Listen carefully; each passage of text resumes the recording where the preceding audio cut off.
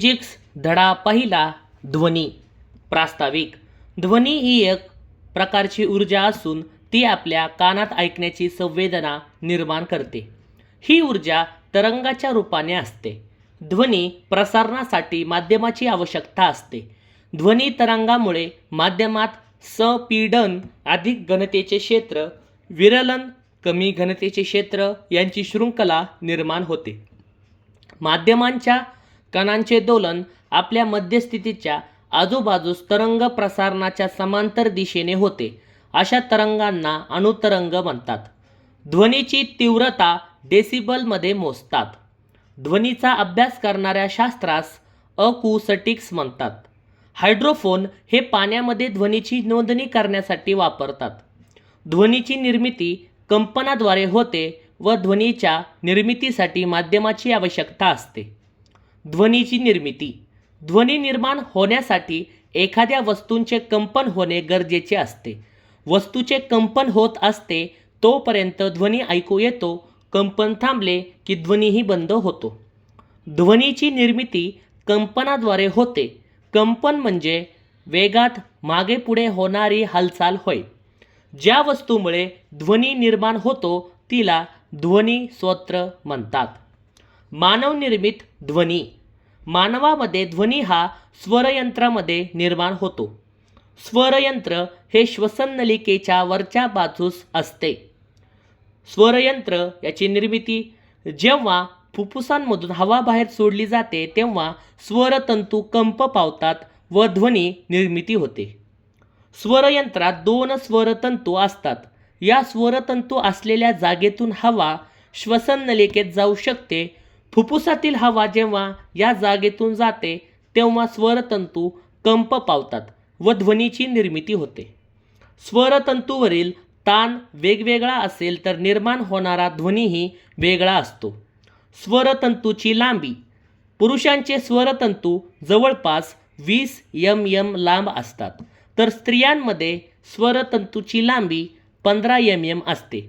लहान मुलांमध्ये तर ते अजून लहान असतात, त्यामुळे प्रत्येकाचा आवाज वेगवेगळ्या पटीचा असतो. ध्वनिक्षेपकापासून ध्वनी निर्मिती. ध्वनिक्षेपकाचा वापर मोठ्या पातळीचा आवाज निर्माण करण्यासाठी होतो. ध्वनिक्षेपक यात एक कायमचुंबक असतो. कायमचुंबक त्याच्या भोवती गुंडाळलेल्या कुंतलातून विद्युत प्रवाह प्रवाहित झाल्यास चुंबकीय क्षेत्र तयार होते. विद्युत प्रवाहातील चुंबकत्व व कायमचुंबकातील चुंबकत्व हे एकमेकांच्या जवळ आल्याने कंपन तयार होऊन विद्युत चुंबकाची हालचाल होते व ध्वनी निर्माण होतो. ध्वनीचे प्रसारण. ध्वनी स्रोतापासून ध्वनी लहरी सर्व बाजूंना पसरणे म्हणजे ध्वनी प्रसारण होय. ध्वनी प्रसारण होण्यासाठी माध्यमाची आवश्यकता असते. निर्वातात ध्वनीची प्रसारण होत नाही. ज्या पदार्थातून ध्वनी लहरी पसरतात त्यांना ध्वनी प्रसारणाचे माध्यम म्हणतात. ध्वनी व प्रकाश यातील थोडक्यात फरक. ध्वनीला माध्यमाची आवश्यकता असते तर प्रकाशाला माध्यमाची आवश्यकता नसते. म्हणजे प्रकाश निर्वातातून पण प्रवास करू शकते. ध्वनी हे अणुतरंग आहेत तर प्रकाश हे अवतरंग आहेत. ध्वनीचा वेग स्थायू माध्यमात सर्वाधिक होतो. त्यानंतर ध्वनीचा वेग द्रव माध्यमात होतो व ध्वनीचा वेग सर्वात कमी वायू माध्यमात असतो. तर प्रकाशाच्या बाबतीत एकदम उलट आहे. निर्वातात सर्वाधिक वेग प्रकाशाचा असतो. त्यानंतर प्रकाशाचा वेग वायू, द्रव व सर्वात शेवटी स्थायू माध्यमात वेग सर्वात कमी असतो प्रकाशाचा. अणुतरंग व अवतरंग यातील फरक. अवतरंग. तरंग प्रसाराची दिशा लंबरूप वर खाली असते. अवतरंग यात अवतरंगाच्या प्रसारणासाठी माध्यमाची आवश्यकता नसते. अवतरंग उदाहरणार्थ प्रकाशलहरी, विद्युत चुंबकीय लहरी. अवतरंग याची उदाहरणे तारेची कंपने, पाण्याच्या पृष्ठभागावरील लहरी. अणुतरंग, त्याला अनुलंब असेही म्हणतात. अणुतरंग यात तरंग प्रसार दिशेला समांतर दिशेने म्हणजेच पुढे आणि मागे होते. अणुतरंग अनुतरंगाच्या प्रसारणासाठी माध्यमाची आवश्यकता असते. अनुतरंग याचे उदाहरण ध्वनी लहरी. ध्वनी तरंगाची वैशिष्ट्ये. नंबर 1, ध्वनी तरंग जेव्हा माध्यमातून प्रवास करतात तेव्हा माध्यमाची घनता व दाब यात बदल होतो. ध्वनी तरंगाची वैशिष्ट्ये 2, स्पीडनापाशी घनता तसेच दाब उच्च असतो तर विरलनापाशी घनता तसेच दाब कमी असतो. ध्वनीची तीव्रता. ध्वनीची तीव्रता ही डेसिबल मध्ये मोजली जाते. ध्वनीची तीव्रता 10 पटीने वाढते तेव्हा ध्वनीची पातळी 10 डेसिबलने वाढते. एखाद्या ध्वनी स्तोत्रांच्या कंपनांची वारंवारता म्हणजे तीव्रता होय. कंपनांची संख्या जेवढी अधिक तेवढी वारंवारिता व तीव्रताही अधिक असते. ध्वनी तीव्रतेचे एकक ग्रॅहम बेल या शास्त्रज्ञाच्या सन्मानार्थ डेसिबल ठेवण्यात आले. नंबर 1, ऐकू येण्याची सुरुवात 0 डेसिबल, सामान्य श्वासोश्वास 10 डेसिबल, 5 मीटर अंतरावरील कुजबुज 30 डेसिबल, 2 व्यक्तीमधील संवाद 60 डेसिबल, व्यस्त असणारी रस्त्यावरील वाहतूक 70 डेसिबल, कारखान्याचा आवाज 80 डेसिबल, विमान जहाज यांचे जेट इंजन 130 डेसिबल, कानठळ्या बसणारा आवाज 120 डेसिबल, रेल्वेचा आवाज 90 डेसिबल, निवासस्थान 40 ते 50 डेसिबल, झाडांच्या पानाची हालचाल 10 डेसिबल. 1000 व्होल्टेज वारंवारिता असलेला आणि 100 डेसिबलपेक्षा जास्त पातळीचा आवाज खूप त्रासदायक असतो. माध्यमात कण किती अंतरावर आहेत यावर ध्वनीचा वेग अवलंबून असतो. ध्वनी संबंधित महत्त्वाची संकल्पना. नंबर 1, आवर्तन. आवर्तन हे एक स्पीडन व एक विरलन मिळून तरंगाचे एक आवर्तन तयार होते. ध्वनी संबंधित महत्त्वाच्या संकल्पना. नंबर 2, तरंगलांबी. तरंगलांबी यात लगतच्या 2 संपीडनातील किंवा लगतच्या 2 विरलनातील अंतरास तरंगलांबी असे म्हणतात. तरंगलांबी ग्रीक अक्षर लॅम्बडा याने दर्शवतात तर याचे तरंगलांबीचे SI एकक मीटर आहे. तरंगलांबीचे एकक मीटर आहे. ध्वनी संबंधित महत्त्वाची संकल्पना. नंबर 3, वारंवारिता. वारंवारिता यात वारंवारिता एका सेकंदात हवेत किंवा इतर माध्यमात निर्माण होणाऱ्या एकूण आवर्तनाची संख्या म्हणजेच त्या ध्वनी तरंगाची वारंवारिता होय. वारंवारितेचे SI पद्धतीत हर्ट्झ हे एकक हेनरिक रुडॉल्फ हर्ट्झच्या सन्मानार्थ असून ते HZ ने दर्शवतात तर वारंवारिता अक्षर न्यू दर्शवतात. न्यू म्हणजे युने दर्शवतात. ध्वनी संबंधित महत्त्वाची संकल्पना. नंबर 4, तरंगकाल. तरंगकाल यात संपूर्ण एक आंदोलन काळ पूर्ण होण्यासाठी लागणारा वेळ होय. तरंगकाल म्हणजे माध्यमातील एखाद्या बिंदूतून 2 लगतची संपीडने किंवा विरलने जाण्यासाठी लागणारा कालावधी म्हणजे तरंगकाल होय. तरंगकाल म्हणजे तरंगकाल कॅपिटल T अक्षराने दर्शवतात व त्याचे SI एकक सेकंद आहे. तरंगकालचे SI एकक सेकंद आहे. ध्वनी संबंधित महत्त्वाची संकल्पना. नंबर 5, तीव्रता. तीव्रता म्हणजे ध्वनी स्तोत्राच्या कंपनांची वारंवारिता म्हणजे तीव्रता होय. तीव्रता जेवढी कमी असेल तेवढा ध्वनी स्पष्ट ऐकू येतो तर तीव्रता जेवढी अधिक असेल तेवढा ध्वनी कर्कश ऐकू येतो.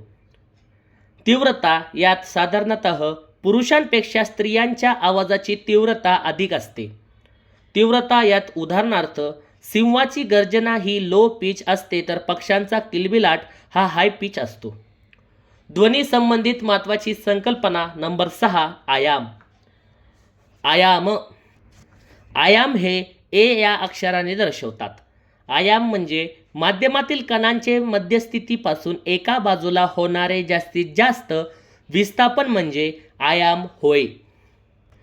आयाम म्हणजे लाऊडनेसेस एक स्क्वेअर म्हणजे जर ॲम्प्लिट्यूड दुहेरी केला तर लाऊडनेसेस 4 पट होतो कारण A² 2² 4. आवाजाची उच्चता किंवा सौम्यता ही त्याच्या आयामावर अवलंबून असते. ध्वनीचा वेग. ध्वनीची व्याख्या. तरंगावरील संपीडन किंवा विरलनासारख्या एखाद्या बिंदूने एकक कालावधीत कापलेले अंतर म्हणजे ध्वनीचा वेग होय. ध्वनीचा वेग हा माध्यमातील कणांवर अवलंबून असतो. ज्या माध्यमातील कण अतिशय जवळजवळ असतात त्या माध्यमात ध्वनीचा वेग अधिक असतो. ध्वनीचा वेग सर्वाधिक नंबर 1 स्थायू, 2 द्रव्य, 3 वायू. ध्वनीचा वेग केव्हा केव्हा वाढतो किंवा कमी होतो? नंबर 1 तापमान वाढले की ध्वनीचा वेग वाढतो. तापमानाच्या प्रत्येक डिग्री सेल्सिअसला ध्वनीचा वेग 0.6 m किंवा s ने वाढतो. 1 डिग्री सेल्सिअस म्हणजे 0.6 मिनिट पर सेकंद. घनता वाढली की ध्वनीचा वेग कमी होतो. रेणुभार वाढला की ध्वनीचा वेग कमी होतो. हवेतील आर्द्रता वाढल्यास ध्वनीचा वेग वाढतो. उन्हाळ्यापेक्षा हिवाळा व पावसाळ्यात ध्वनी लांब अंतराहून स्पष्ट ऐकू येतो कारण आर्द्रता जास्त असते. सारख्याच भौतिक स्थितीत असलेल्या माध्यमातील ध्वनीचा वेग सर्व वारंवारिकरित्या जवळपास सारखाच असतो. जर आपण कोणत्याही माध्यमाचे तापमान वाढवले तर ध्वनीचा वेग देखील वाढतो. ध्वनीचा वेग v तरंगलांबी उलटे गुणिले वारंवारिता. ध्वनीच्या वेगावर परिणाम करणारे घटक तापमान, आर्द्रता, घनता व रेणुभार हे आहेत. ध्वनीचा वेग 0 डिग्री सेल्सिअसला 332 मिनिट पर सेकंद तर 25 डिग्री सेल्सिअस तापमानाला 346 मिनिट पर सेकंद असतो. इटालियन भौतिकशास्त्रज्ञ बोरेली व व्हिवियानी यांनी 1660च्या दशकात ध्वनीची हवेतील गती मोजण्याचा पहिला यशस्वी प्रयत्न केला.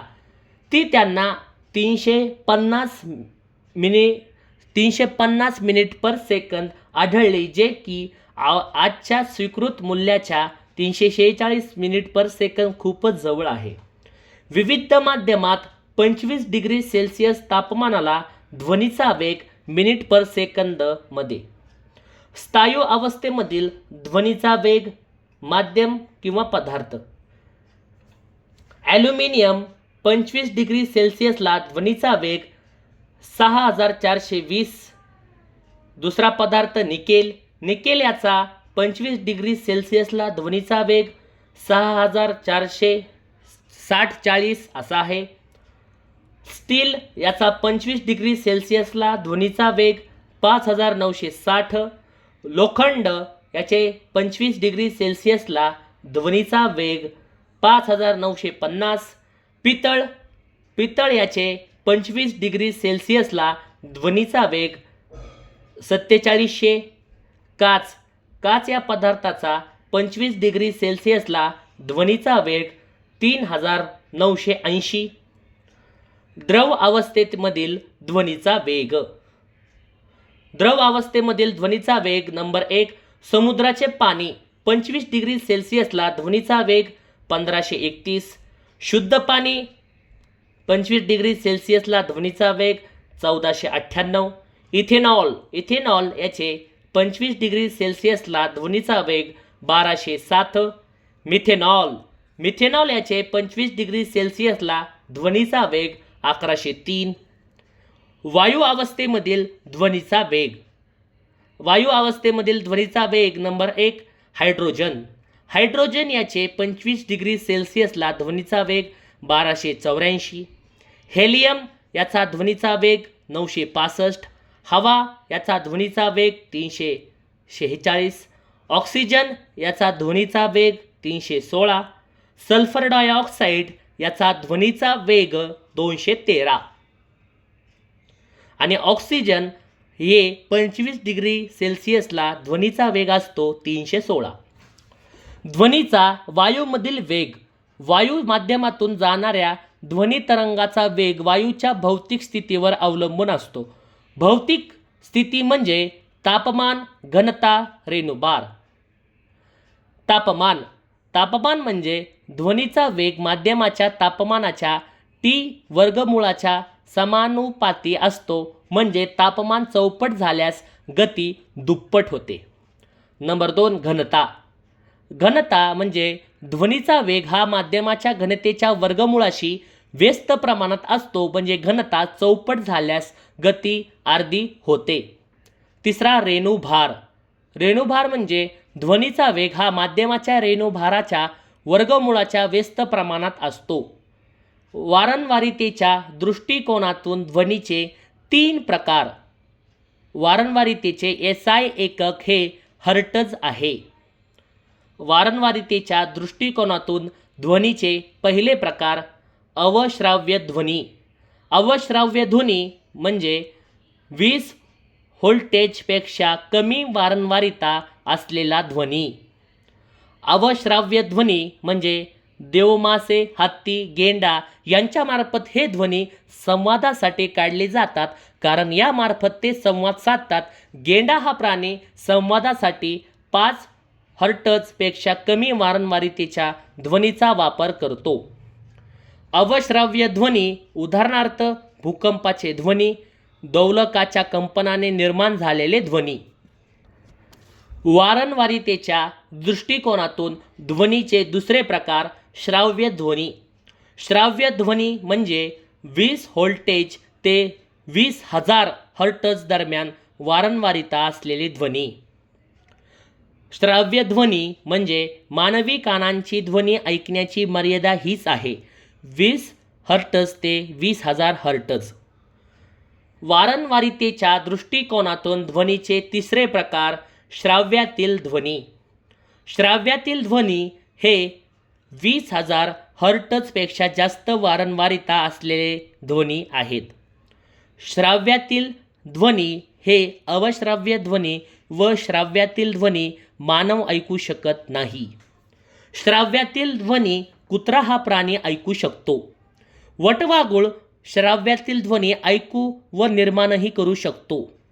वटवाघुळांनी निर्माण केलेला श्राव्यातील ध्वनी विशिष्ट वर्गातील पतंग, कीटक ऐकू शकतात. डॉल्फिन, वटवाघुळे, उंदीर हे श्राव्यातील ध्वनी निर्माण करू शकतात. पतंगासारखे कीटक अतिश्राव्य ध्वनी ऐकू शकतात. श्राव्यातील ध्वनी हे 20,000 हर्ट्जपेक्षा जास्त वारंवारिता असलेला ध्वनी आहे. अवश्राव्य ध्वनी व श्राव्यातील ध्वनी मानव ऐकू शकत नाही. श्राव्यातील ध्वनीचा उपयोग. नंबर 1, प्लास्टिकचे पृष्ठभाग एकत्र जोडण्यासाठी. श्राव्यातील ध्वनीचा उपयोग रडार यंत्रणेत वापर. श्राव्यातील ध्वनीचा उपयोग स्नायूंच्या वेदना शमवण्यासाठी. श्राव्यातील ध्वनीचा उपयोग जहाजावरून जहाजावर संपर्क साधण्यासाठी. श्राव्यातील ध्वनीचा उपयोग उंची कपडे साफ करण्यासाठी. श्राव्यातील ध्वनीचा उपयोग किडनी स्टोन फोडण्यासाठी.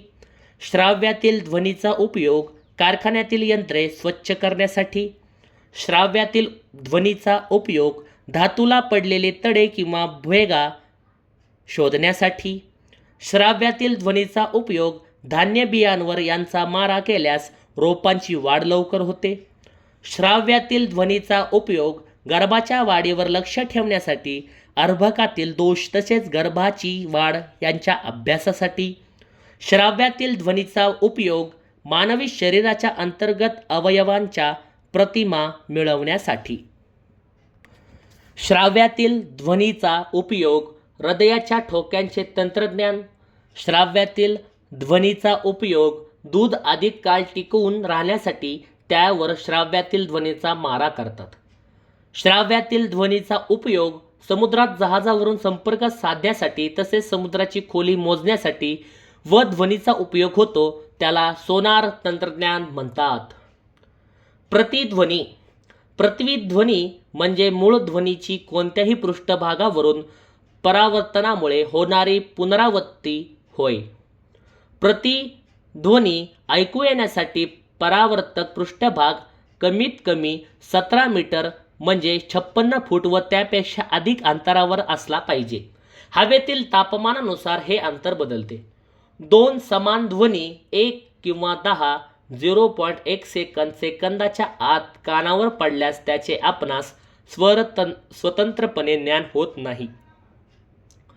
प्रतिध्वनी याचा वापर वटवाघुळे, डॉल्फिन हे प्राणी करतात. सोनारमध्ये प्रतिध्वनी वापरली जाते.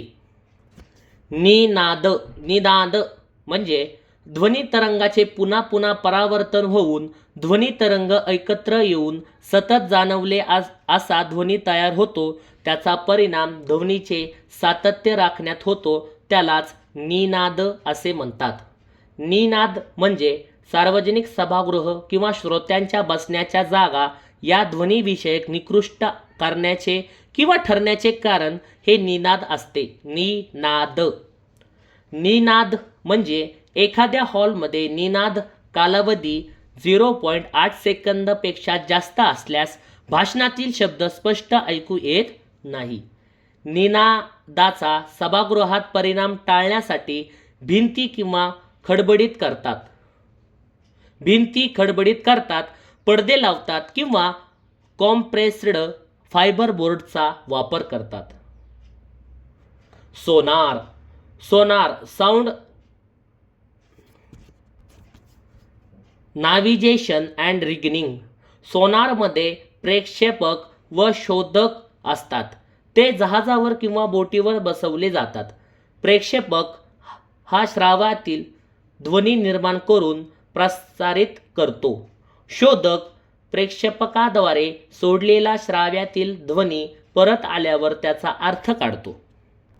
सोनार याचा वापर समुद्राची खोली मोजण्यासाठी. सोनार म्हणजे पाण्याखालील वस्तूंचे अंतर, दिशा व वेग श्राव्यातील ध्वनी तरंगाचा उपयोग करून मोजते. सोनार हे तंत्रज्ञान वापरून समुद्राची खोली काढता येते. सोनाराचा उपयोग पाण्याखालील टेकड्या, दऱ्या, पाणबुड्या, हिमगिरी, बुडलेली जहाजे शोधण्यासाठी सोनाराचा उपयोग होतो. सोनार यात लांबी मोजण्यासाठी फॅथोमीटरचा उपयोग करतात. 1 फॅथम म्हणजे 6 फीट. ध्वनीचा डॉपलर प्रभाव याची संकल्पना 1842 क्रिस्तियन डॉप्लर यांनी मांडली.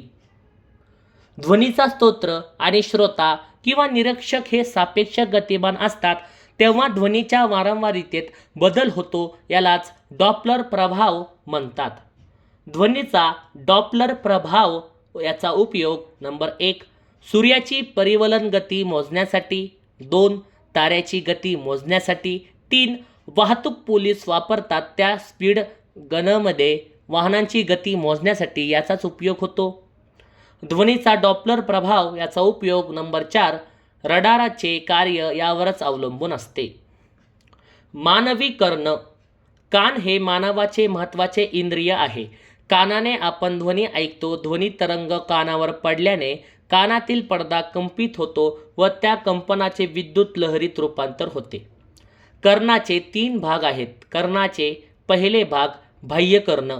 बाह्य भाग ध्वनी तरंग एकत्र करून कर्णनलिकेतून मध्य कर्ण पोकळीत पोहोचतो. कर्णचे दुसरे प्रकार मध्यकर्ण.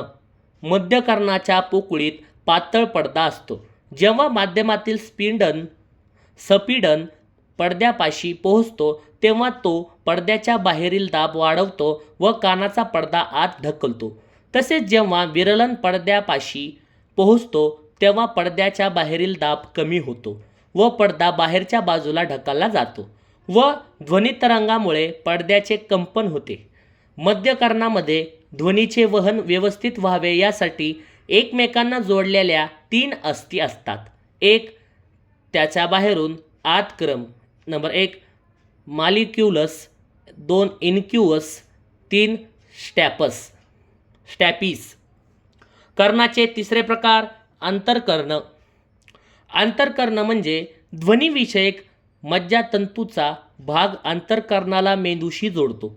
अंतर्कर्णात गोगलगाईच्या शंखाप्रमाणे चक्राकार पोकळी असते. तिला कर्णावृत्त म्हणतात. कर्णावृत्तामध्ये कानाच्या पडद्यापासून आलेल्या कंपने स्वीकारली जाऊन ती मज्जातंतूद्वारे विद्युत संकेताच्या स्वरूपात मेंदूकडे पाठवली जातात. नंतर मेंदूत त्या संकेताचे